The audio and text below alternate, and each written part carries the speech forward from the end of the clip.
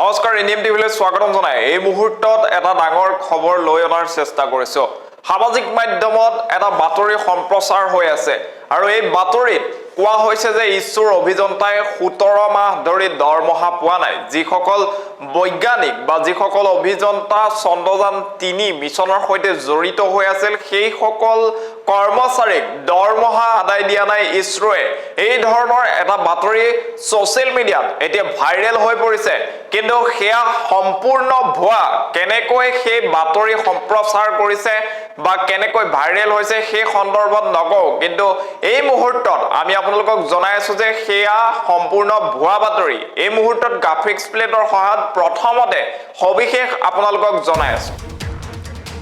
ইছৰোক লৈ ভুৱা তথ্য ভাইৰেল ইছৰোৰ অভিযন্তাৰ দৰমহা বিতৰ্ক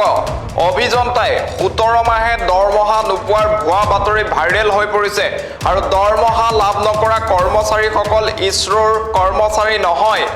হেভি ইঞ্জিনিয়াৰিং কোঅপাৰেচন নামৰ সংস্থাৰ কৰ্মচাৰীয়েহে লাভ কৰা নাই দৰমহা আৰু এই সংস্থাই চন্দ্ৰযান 3ৰ বাবে যোগান ধৰিছিল যন্ত্ৰপাতি এই সংস্থাৰ কৰ্মচাৰীৰ দৰমহাৰ লগত ইছৰো কোনো প্ৰকাৰে জড়িত নহয় এই মুহূৰ্তত সেই খবৰ আমি আপোনালোকক জনাইছো ইছৰোক লৈ ভুৱা তথ্য এতিয়া ভাইৰেল হৈ পৰিছে সোশ্যাল মিডিয়াত ইছৰোৰ অভিযন্তাৰ দৰমহাক লৈ বিতৰ্কৰ সৃষ্টি হৈছে অভিযন্তাই 17 মাহে দৰমহা নাই পোৱা বুলি এক তথ্য ভাইৰেল হৈ পৰিছে এক বাতৰি সম্প্ৰচাৰিত হৈছে কিছু সংবাদ মাধ্যমত দেখিবলৈ পোৱা গৈছে সেই বাতৰি কিন্তু এটা কথা স্পষ্টকে আমি এই মুহূৰ্তত